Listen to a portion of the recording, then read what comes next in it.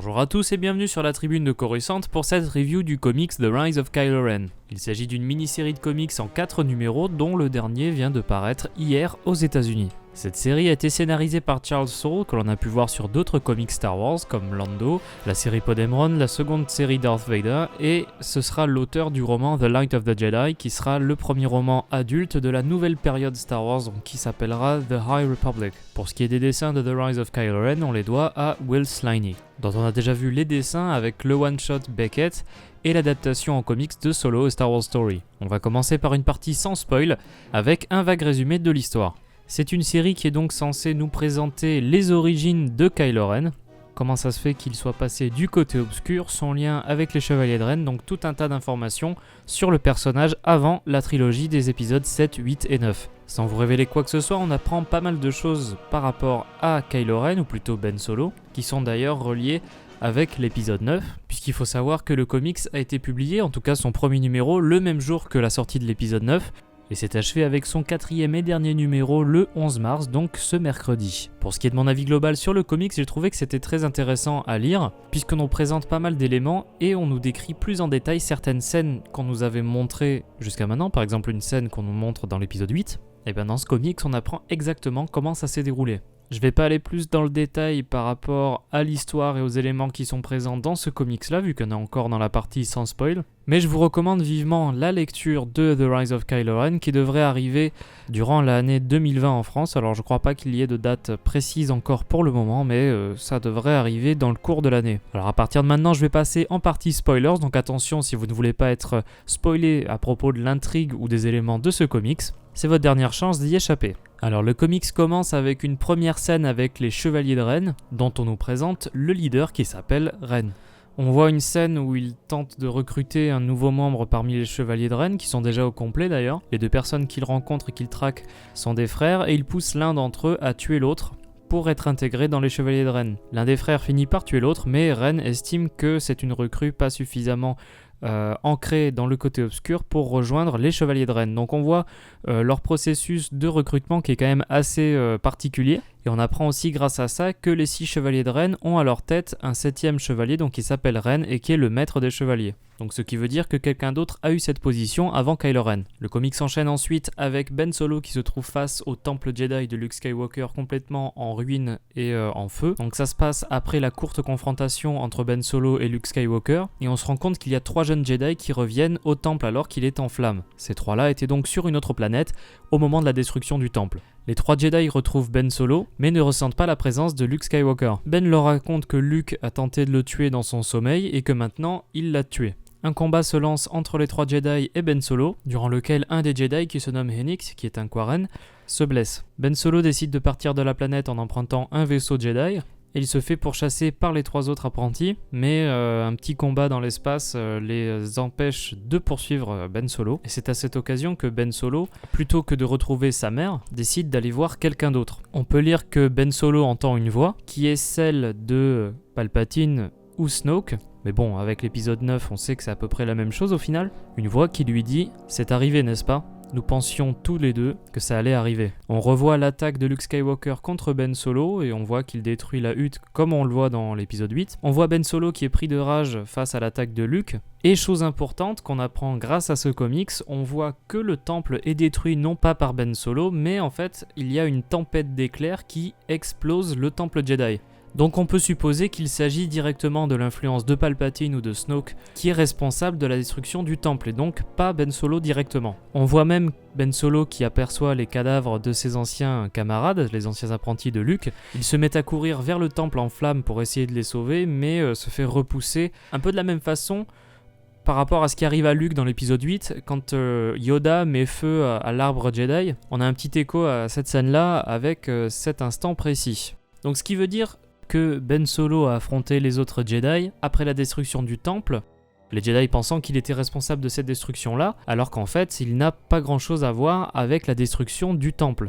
Ben Solo décide de se rendre sur un monde assez étrange, on va dire, sur lequel il va retrouver Snoke. C'est assez déroutant puisque Snoke apparaît comme une figure semi-paternelle et assez proche de Ben Solo, ce qui dénote complètement avec ce qu'on a vu de Snoke dans les films, mais qui fait partie du coup du stratagème de Snoke pour corrompre Kylo Ren et pour l'amener de son côté. Snoke lui dit que Luke lui a volé sa vie et que maintenant qu'il est libéré, il lui demande du coup s'il sait ce qu'il va faire ensuite. Et Ben Solo lui répond qu'il avait pensé au Chevalier de Ren. On sent que Ben Solo est acculé par cette situation et qu'il se sent obligé, si vous voulez, d'aller vers le côté obscur, puisque ce serait le seul chemin qui s'ouvre à lui. En tout cas, c'est ce qu'il pense. On en apprend un peu plus sur la psychologie de Kylo Ren au début du numéro 2, puisqu'il nous apprend qu'il déteste son nom Ben Solo. Son prénom, Ben, vient d'Obi-Wan Kenobi, donc une figure importante des Jedi. Ben dit d'ailleurs que tout le monde pense qu'il doit être comme lui. C'est ce que Luke dit d'ailleurs dans l'épisode 8, il voyait son neveu comme une sorte d'élu. Et Ben Solo nous dit, en fait, j'étais censé être comme lui, comme Obi-Wan Kenobi, un grand Jedi, un gars que j'ai jamais rencontré, et tout le monde pense que je dois être aussi grand que lui.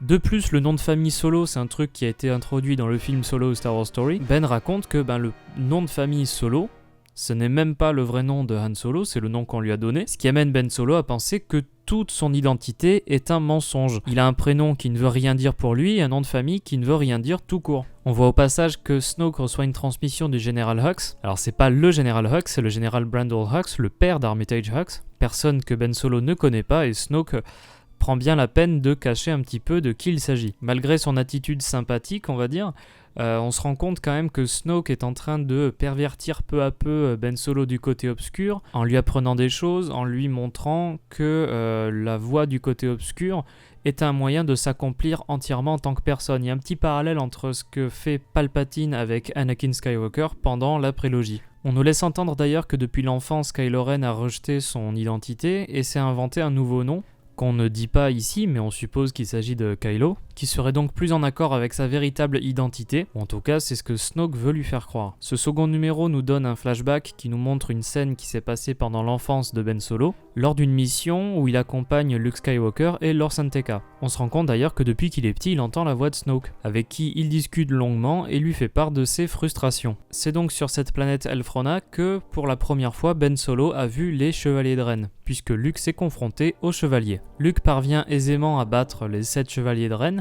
et les fait partir. Alors par contre, avant de partir, le leader des Chevaliers de Ren dévoile son visage et demande à Ben Solo s'il est sûr que c'est la vie qui lui correspond d'être un Jedi. Il dépose son masque sur le sol du temple Jedi et dit à Ben Solo que si jamais il voudra tenter quelque chose de différent en apprenant plus sur sa part sombre, il pourra toujours essayer de les retrouver. On coupe directement ensuite avec le temps présent, avec un Ben Solo adulte qui retrouve le masque de Ren sur le sol de ce même temple Jedi. Ben Solo enfile le masque de Ren et rentre en contact avec lui. Ben Solo dit à Ren que Snoke lui a dit qu'il pouvait l'aider, et Ren lui dit de venir sur Van Rak, dans la bordure médiane, où il pourra rejoindre les Chevaliers de Ren.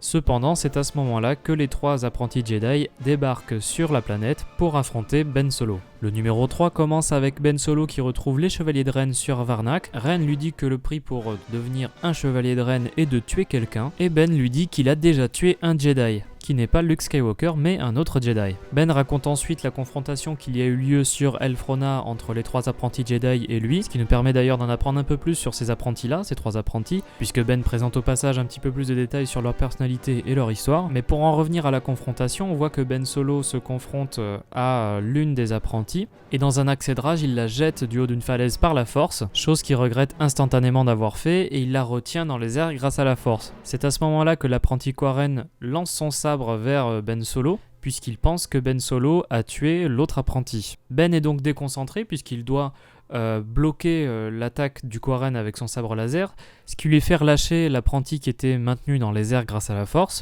Et c'est quelque chose qui finit pas très bien puisque le sabre laser est renvoyé vers l'apprenti Quarren, ce qui finit par tuer cet apprenti, tandis que l'autre parvient à survivre à sa chute. Ben balance les 2 apprentis survivants dans le temple et le fait s'effondrer grâce à la force. On apprend donc que le Jedi que Ben Solo a tué était Henix, donc le Jedi Quarren, mais les circonstances de sa mort ne sont pas très claires puisqu'il a provoqué son décès mais pas de façon volontaire, puisqu'il a juste renvoyé le sabre qu'il lui avait envoyé au départ. Ben Solo intègre donc les Chevaliers de Ren et enfile une nouvelle tenue en conséquence à la fin du numéro 3. Dans le dernier numéro, on retrouve les Chevaliers de Ren sur une des lunes de Mimban. Ils sont à la recherche d'un artefact, et avant que Ren ne tue les Mimbanais qu'il est en train d'interroger, Ben utilise ses pouvoirs psychiques pour lire dans l'esprit des Mimbanais afin de trouver l'information qu'il cherchait. Une pratique dont il a appris l'existence par Snoke. S'ensuit un affrontement entre les Chevaliers de Ren, Ben Solo et les deux apprentis Jedi survivants, alors que Ben Solo affronte l'un des deux apprentis qui se prénomme Tai. Alors que Ben Solo a réussi à le vaincre, c'est Ren qui finit par le tuer en utilisant la force pour lui briser la nuque. S'ensuit une confrontation entre Ben Solo et Ren lui-même, et on voit que Ben Solo semble embrasser totalement l'attrait du côté obscur. On voit d'ailleurs pendant ce combat-là un aperçu de Palpatine. Désormais tu sauras qui tu es, celui que tu étais censé être. On voit bien durant cette confrontation que Ben embrasse le côté obscur, il dit même qu'il n'est pas tenté par le côté obscur mais qu'il est les ténèbres, tout simplement. Pendant ce combat-là, on voit diverses personnes qui ressentent cet événement, dont Snoke qui encourage Ben Solo, ainsi que Palpatine depuis Exegol qui lui dit de prendre sa juste place en assassinant Ren. On voit que Leia ressent ce qui se passe avec Ben, mais elle n'est pas la seule car on voit une jeune Rey qui est sur Jakku avec Unkar Plutt, qui ressent une sensation de froid alors que Ben Solo commence à sombrer dans le côté obscur. On voit donc déjà que dès ce moment-là, on a un lien entre les deux personnages, donc qui est en lien avec la dyade de force qu'on nous a exposé dans l'épisode 9. Ben Solo finit donc par tuer Ren dans ce combat-là, et en utilisant le sabre laser de Ren, il finit par tuer Vo, donc la dernière apprentie Jedi qui était à ses trousses. Ayant éliminé Ren et la dernière Jedi, les Chevaliers de Ren s'agenouillent devant Ben Solo, devenant ainsi le nouveau leader des Chevaliers de Ren.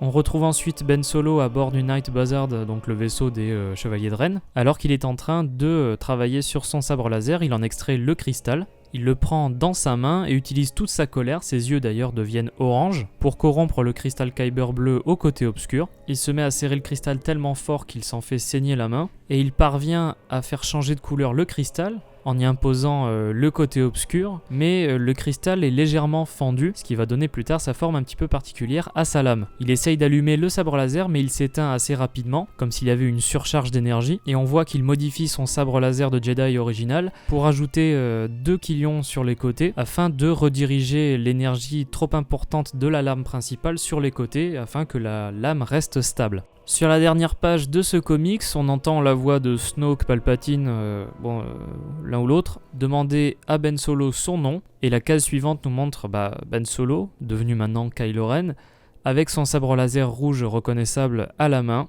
et c'est ainsi que ce comics s'achève, il est devenu pleinement Kylo Ren. Donc j'ai fait en sorte de passer rapidement sur l'histoire de ce comics, il y a quelques détails que j'ai omis dans ce résumé évidemment, mais en gros voilà ce qu'on apprend dans les grandes lignes grâce à ce nouveau comics. Pour moi, il s'agit d'une lecture assez importante si on veut en savoir plus sur le personnage de Kylo Ren ou Ben Solo, et surtout apprendre quelques détails supplémentaires par rapport à son passage du côté obscur. Ça remet un petit peu en perspective ce qu'on a vu par rapport au film, puisqu'on apprend que la destruction du Temple Jedi n'a pas forcément été voulue par Kylo Ren au départ, mais qu'il s'est retrouvé devant le fait accompli, la destruction du Temple, et le fait que les autres Jedi le tiennent pour responsable. On a vraiment cette impression qu'il s'agit de Snoke, Palpatine, qui l'ont manipulé, ou ont si bien manipulé les événements qui lui sont arrivés, de sorte à ce que Ben Solo passe du côté obscur. Donc je ne peux que vous recommander la lecture de ce comics qui, comme je vous l'avais dit en début de vidéo, arrivera dans l'année 2020 en France.